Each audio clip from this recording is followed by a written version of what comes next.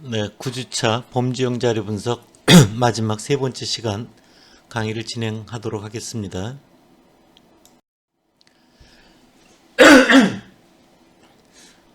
여러분들 보면은 앞서 두 번째 시간에서 이야기했듯이 교차표 분석에서 행변수와 열변수 간에 있어서 서로 관련이 있는가 없는가 그런 것들을 이제 저희가 독립성 검증이라고 하는 걸 통해서 해결을 한다는 이야기를 여러분들한테 했습니다.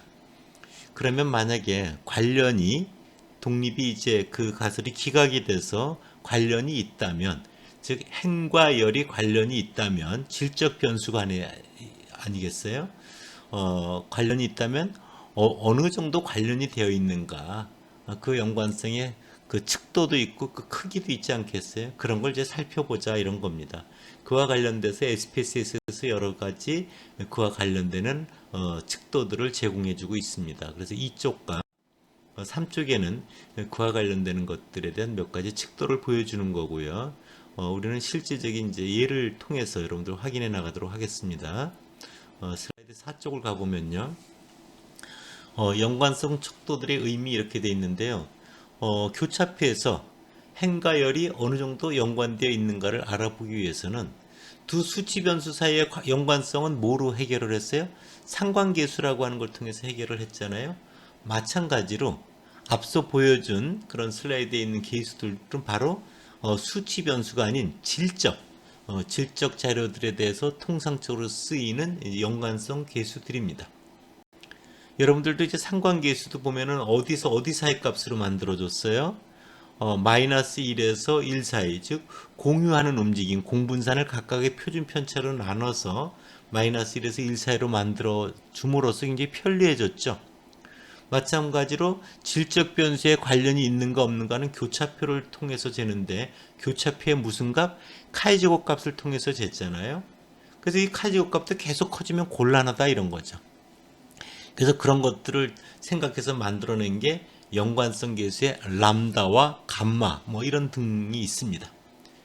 즉 여러분들이 알고 있는 카이제곱값, 교차표의 카이제곱값을 0과 1 사이 값 혹은 마이너스 1과 1 사이로 만들어준 것, 즉 카이제곱 통계량을 연관성 상관계수로 만들어준 것을 이제 여러분들에게 소개해 드리려고 하는 겁니다.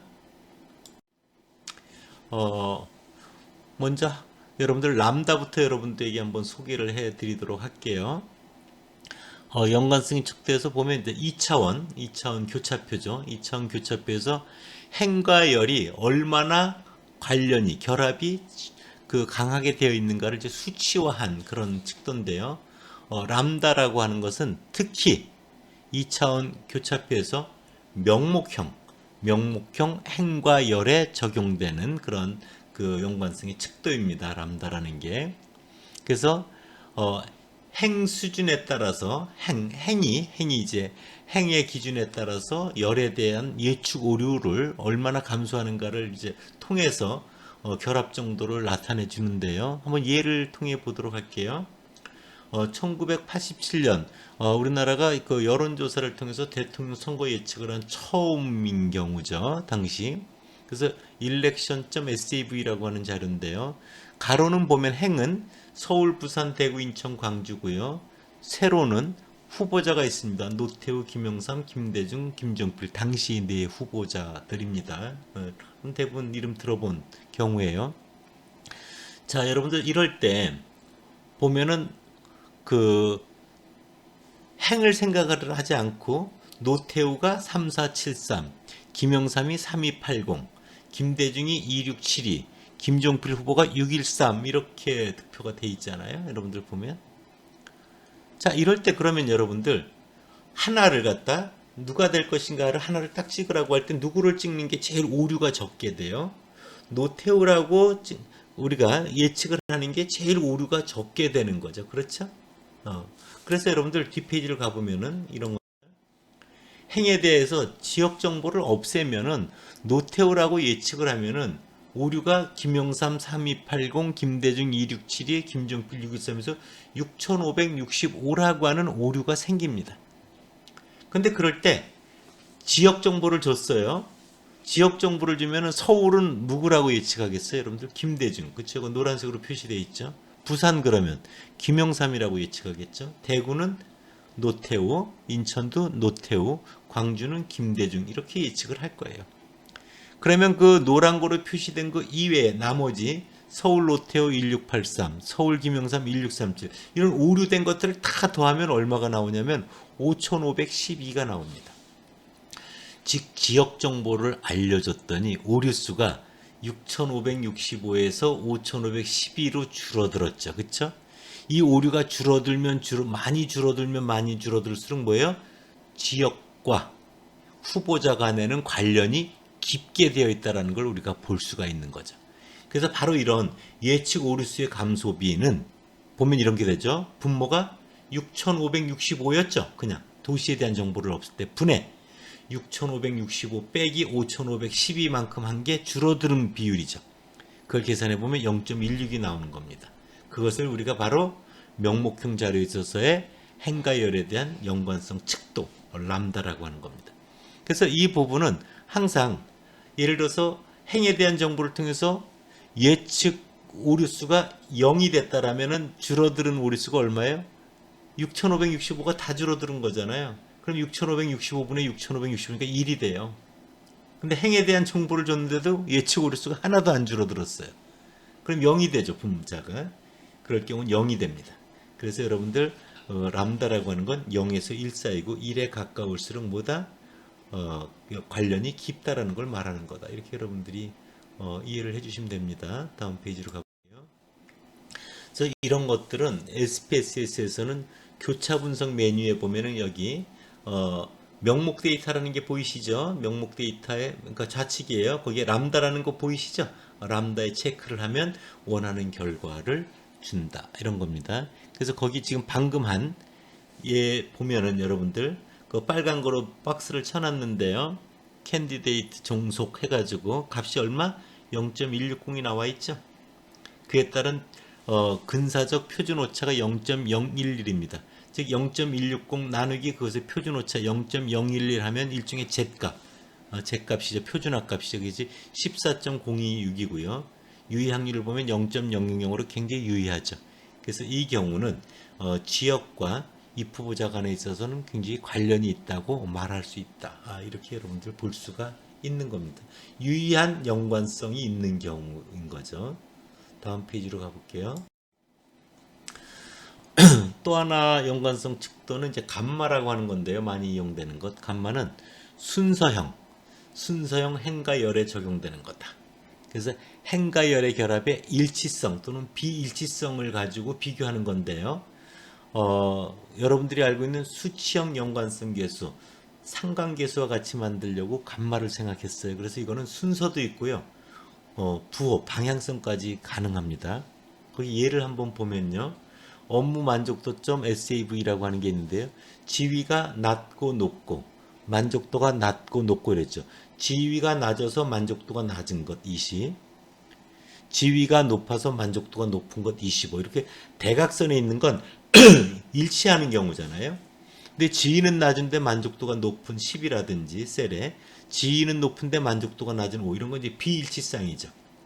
그래서 일치쌍의 수는 거기 20 곱하기 25에서 500이 되고요. 비일치쌍의 수는 5 곱하기 10에서 50이 됩니다. 그래서 여러분들 감마는 일치쌍의 수 더하기 비일치쌍의 수 분의 일치쌍의 수 빼기 비일치쌍의 수가 돼요. 그래서 여러분들 비일치쌍이 제로가 되면 1이 되고요. 다 일치하는 거죠. 일치쌍의 수가 제로면은 마이너스 1이 됩니다. 그래서 마이너스 1에서 1 사이 값을 갖는 감마라고 하는 순서형 행과 열에 적용되는 연관성 측도가 만들어진 겁니다. 방금 예 같은 경우는 0.8이라고 하는 감마 값이 계산이 된 거죠. 다음 페이지를 보면요. 바로 교차 분석 통계량 메뉴에서 순서 데이터에 보면 그 감마라는 거에 체크되어 있는 거 보이시죠? 그걸 체크하면 방금 했던 값 0.818을 구하고 그에 따른 표준 오차 0.103, 즉 0.818 나누기 0.103 하면 4.57이 되고요. 근사피 값이 0.000으로 굉장히 유의한 연관성을 주고 있다는 걸 볼 수 있습니다. 이 경우는 순서형 자료에 대한 이야기였다 라는 걸 말씀드립니다. 어, 교차표 분석과 관련해서 교차표 분석의 여러 가지 근사 검정 형태를 여러분들 소개를 해줬고요.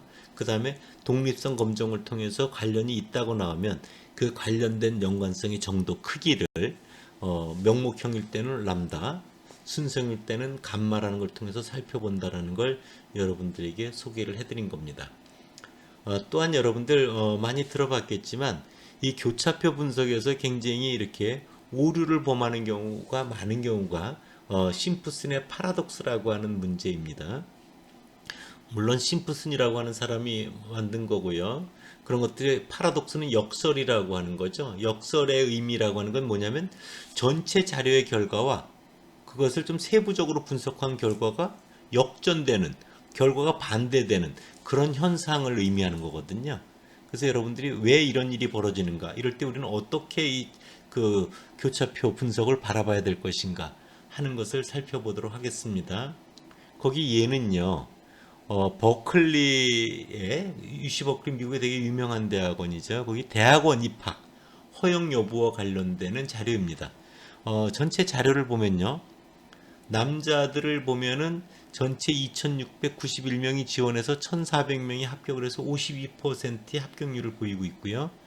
여자들 같은 경우는 1,835명이 지원해서 772명이 합격을 해서 42% 합격률을 보이고 있어서 대학원 입학에 있어서 남자의 합격률이 여자의 합격률보다 10%가 더 높습니다. 10%포인트가.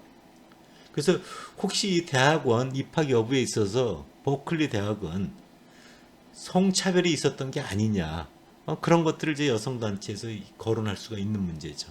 그러나 해서 점점점 해서 그 아래표를 한번 보세요. 대부분의 입학에 있어서 경쟁률이 치열한 분야는 합격률이 떨어집니다, 여러분들. 그렇죠? 또 경쟁률이 좀 저조한 분야는 합격률이 높을 수 있겠죠. 그래서 거기 분야라고 해서 A, B, C, D, E, F라고 돼 있어요. 뭐 일종의 단과대학이라고 보셔도 좋습니다.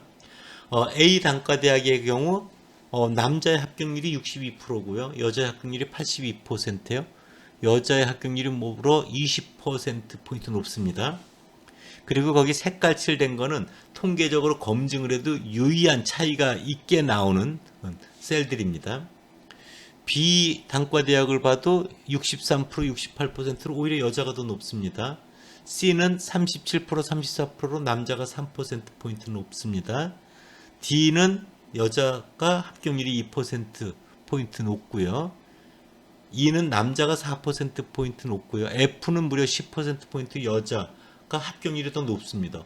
전체 결과와 되게 다른 양상을 보이고 있죠. 이게 왜 그런가 보면요, 지원 분야를 보면요, 경쟁률이 덜 치열한, 즉 A라든지 B라든지 뭐 F 이런 데 보면은 남자들의 지원자가 굉장히 많은 걸 볼 수가 있어요. 여러분들 보면. 근데 반대로 이렇게 합격률이 높은데 보면 여자들이 지원자가 그래 많지가 않습니다. 보면은. 그렇죠? 대신 CDE라고 하는 단과대학을 보면은 거기는 굉장히 여성들의 지원이 몰려 있죠. 왜 그렇게 몰려 있냐 하면은 경쟁률이 치열한 분야잖아요. 그래서 이 경우는 남자가 여자보다 합격률이 높았던 것은 성차별에 의한 문제가 아니라 여자들이 경쟁률이 치열한 분야에 주로 많이 지원했기 때문에 전체 합격률이 떨어졌다라고 하는 것이 정확한 현상이거든요. 그래서 이렇게 전체 결과와 세부 분석 결과가 역전될 때는 이렇게 추가적인 정보, 지원 분야를 고려해서 교차표 분석을 작성하는 것이 정확한 것이다. 정확한 판단을 할 수 있는 문제다라는 걸 여러분들 보여주는 겁니다. 다음이 얘도 마찬가지입니다. 이 경우도 보면은 어떤 치료율에 있어서 실험군, 새로 개발된 약이라고 생각할 수 있고요. 대조군은 기존 약이라고 해봐요. 생존율을 보면 새로 개발된 실험군이 생존율이 10% 높게 나오잖아요. 대조군은 40%인데 실험군은 50%니까. 그러나 이거를 환자를 경증 환자와 중증 환자로 구분해 보면요, 경증에서도 보면은 오히려 대조군 기존 약이 10% 생존율이 높고요. 중증 환자에서도 10% 생존율이 더 높습니다. 중증은 전반적인 생존율이 떨어지는 것도 확인이 되죠. 이 경우 보면은 실험군은 경증 환자 30명, 중증 환자 10명 이렇게 실험이 된 거고요. 대조군은 경증 환자 10명, 중증 환자 30명 이렇게 해서 그 실험이 되다 보니까 전체적으로 보면은 실험군이 생존율이 더 10% 높은 거로 보이지만 증상에 따라 나눠보면 정반대의 결과를 주는 거죠. 그래서 이것은 환자의 증상이라고 하는 걸 고려해서 교차표를 만드는 그런 통찰력이 필요하다라는 겁니다. 그래서 여러분들 이런 심프슨의 파라독스 같은 걸 통해서 여러분들이 오류를 범해서 안 되는 것은 이렇게 영향을 주는 제3 요인에 대한 걸 고려해서 교차표를 그려서 분석하는 것이 매우 중요하다는 걸 여러분들 결코 잊어서는 안 된다. 이런 얘기입니다. 다음 페이지로 가볼게요. 이것은 우리 일상생활에서 볼 수 있는 실제 사례인데요. 여러분들 슬라이드 12쪽은 타이타닉이라고 하는 그 영화의 한 장면입니다. 여러분들 다들 봤을 거예요. 1931년도에 이제 있었던 실제적인 사례인데요. 이 문제가 우리나라 세월호 사태, 그 젊은 고등학생들이 여러분들 그 가슴 아픈 일이 있었던 걸 다 기억을 할 겁니다. 거기에 선장이 먼저 탈출을 하고 학생들은 거기에 또 그 구조가 되지 못하고 그런 큰 아픔을 겪었던 것도 여러분들 기억을 하실 겁니다. 근데 미국에서 타이타닉에서는 그렇지 않았다 이런 것들을 여러분들 이제 언론 기사에서도 실린 적이 있는데 한번 보도록 할게요. 이것이 실질적으로 당시 뉴욕 타임스 기사이고요. 실질적으로 여러분들 한번 슬라이드 14쪽을 보고 결과를 보도록 할게요. 생존자 사망자를 보면 자 1등실이 생존율이 61.7%, 2등실 36%, 3등실 24.1%, 승무원 24%. 그래서 역시 비싼 돈 내고 탄 그런 등실이 많이 생존을 했고요. 승무원이 제일 많이 여러분들 사망한 것으로 나옵니다. 전체 결과를 보면. 다음 페이지로 가볼게요. 근데 이것을 슬라이드 15쪽의 아래쪽을 한번 보세요. 당시에 여러분들 영화를 보면 알지만요. 먼저 누구부터 이렇게 구출을 하죠? 어린이, 여자, 뭐 이런 그 좀 더 약자에 해당되는 사람들을 구출하고 남자들이 나중에 이제 구출이 되는 모습을 여러분들 볼 수 있을 겁니다. 자, 볼게요. 1등실 여성 비율이 45%예요. 2등실 맨 우측에 있습니다. 여성 비율 35%, 3등실 26.3%, 승무원은 2.6%밖에 안 돼요. 대부분이 남자 승무원이었습니다. 생존율을 보도록 할게요. 자, 1등실 여자가 97.2% 생존했죠. 2등실 86.0% 생존했습니다. 3등실 46.1%, 승무원 86.9%. 생존율이 여자가 2등이에요. 승무원이. 전혀 다른 모습이죠. 남자도 보도록 할게요. 1등실 32.6%가 1등실이 제일 생존이 높고요. 2등실 8.3%, 3등실 16.2%, 승무원 22.3%입니다. 역시 여기서도 생존율이 남자가 승무원이 몇이에요? 두 번째로 높습니다. 전체를 가지고 했을 땐 생존율이 가장 떨어지지만 성별에 따라 구분해 보면요. 당시에도 2등실, 3등실보다 오히려 승무원의 생존율이 더 높다라고 하는 이런 역설적인 문제가 보여지고 있습니다. 그러니까 이게 죽음 앞에 본인이 생존하고자 하는 모습들이 보여졌다라는 걸 우리가 정확하게 볼 수가 있는 겁니다. 여러분들 우리가 여러 가지 연구에서 또 하나 이제 기억을 해야 될 것 중에 하나가 꼭 여러분들 기억해 좋은 게 이제 코호트 연구라고 하는 거하고 사례대조 연구라는 걸 여러분들 좀 기억해 두면 좋은데요. 코호트 연구라고 하는 것은 어떤 원인을 알고 결과를 계속해서 추적해 나가는 겁니다. 그래서 앞으로 나아가면서 이렇게 바라보는 연구를 해서 이걸 전향적 연구라고 하는데요. 흡연을 한 거죠. 담배를 피웠느냐 피우지 않았느냐에 따라서 이후에 폐암에 걸렸느냐 안 걸렸냐 뭐 이런 걸 보는 거죠. 지속적으로 추적 조사를 해야 되니까 시간도 많이 걸리고요. 돈도 굉장히 많이 들리고 연구 관리가 굉장히 어려운 겁니다. 이럴 때 여러분들 표를 보면요. 가로가 담배를 피운 그룹이고요. 그 다음에 아래가 담배를 피우지 않은 그룹이에요. 거기에 폐암에 안 걸린 비율이 99.3%고요. 흡연 그룹 중에 폐암에 걸린 비율이 0.70%입니다. 담배를 안 피운 사람 중에 폐암에 안 걸린 사람이 99.95%고요. 폐암에 걸린 사람이 0.05%입니다. 이럴 때 비율의 차라고 하는 건 이런 겁니다. 담배를 피운 사람이 폐암에 걸린 비율 0.70%에서 담배를 피우지 않은 사람이 폐암에 걸린 비율을 빼면은 비율의 차 0.65%가 나오죠. 또 하나는 상대 비율이라고 하는 거예요. 즉 담배를 피운 사람이 폐암에 걸린 비율 0.70% 나누기 담배를 피우지 않은 사람이 폐암에 걸린 비율 0.05% 이꼴 14.0이 나오죠. 또 하나가 오즈비라고 하는 겁니다. 오즈비는 비율의 비예요. 그래서 비율의 비, 그래서 그걸 이제 승산비라고 얘기를 하는데, 그래서 여러분들 거기 보시면요, 흡연 그룹에서 폐암에 걸리지 않은 비율 99.3 대 걸린 비율 0.70 나누기 비흡연 그룹에서 99.95% 분의 0.05 비율의 비라는 걸 알겠죠. 역시 14.09가 나옵니다. 즉 폐암에 걸린 비율이 굉장히 작은 경우 오즈비는 상대 비율과 거의 비슷한 값을 갖습니다. 이럴 때 이걸 어떻게 해석을 하느냐, 다음 페이지를 보면요, 비율차 0.65%는요 1000만 명의 흡연 집단에서 7만 명의 폐암 환자가 나올 거다. 그러나 이들 1000만이 모두 금연하면 0.5만 명의 폐암 환자만큼만 생길 거다. 따라서 전체로 보면 흡연으로 해서 6.5만 명의 폐암 환자가 발생하는 셈이다. 이런 겁니다.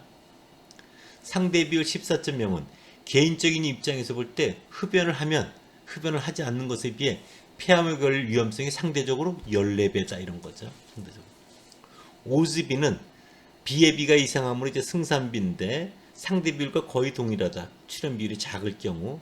그래서 거의 동일한 값을 갖는데 코트 연구에서는 상대 비율을 알고 있으므로 오즈비를 몰라도 관계없습니다. 그러나 사례 대조 연구에서는 상황이 좀 달라집니다. 사례 대조 연구는 후향적 연구라고 하는 건데요. 그러니까 이런 거죠. 암에 걸린 사람한테 너 과거 담배 폈니 안 폈니 이렇게 거꾸로 물어보는 거예요. 그래서 시간과 비용 측면에서 굉장히 경제적입니다. 근데 이제 편의, 바이어스가 개입할 소지가 있는데 왜 그런가 한번 살펴보도록 할게요.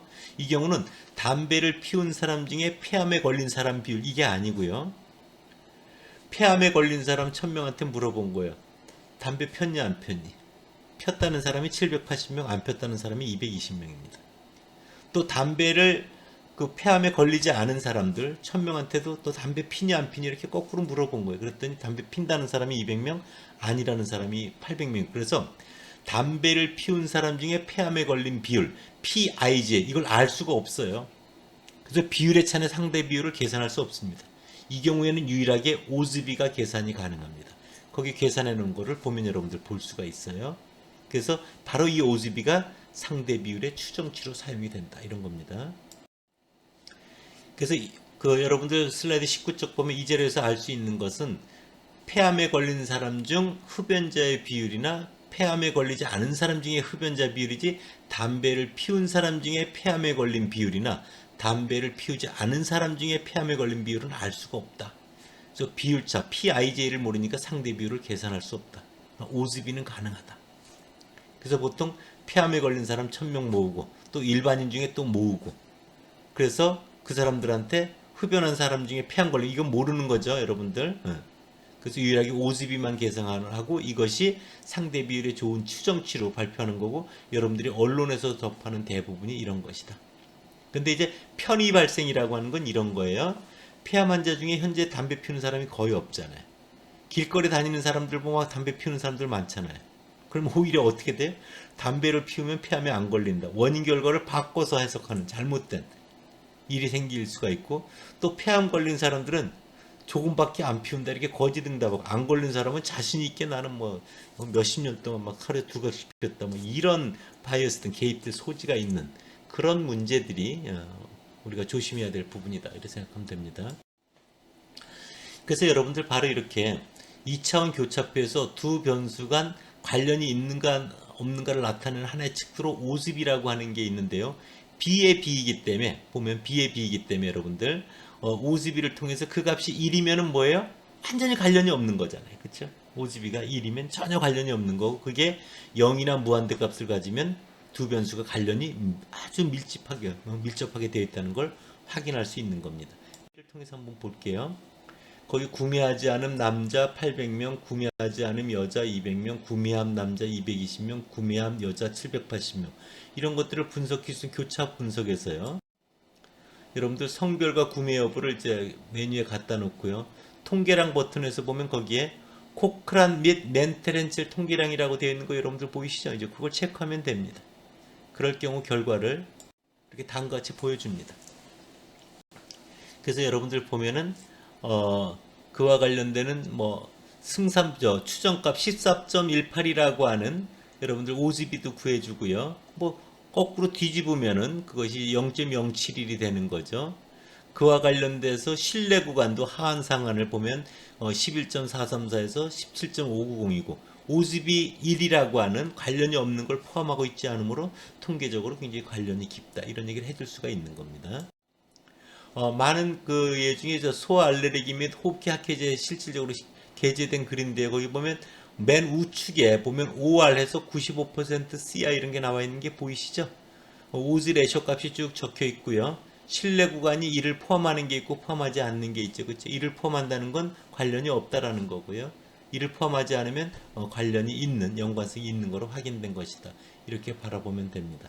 그래서 여러분들 구조차에서는 범주형 자료 분석에 대한 교차표 분석, 연관성 분석, 그 다음 심프슨의 파라독스 조심해야 될 일, 오즈비까지 여러분들 소개를 했고요.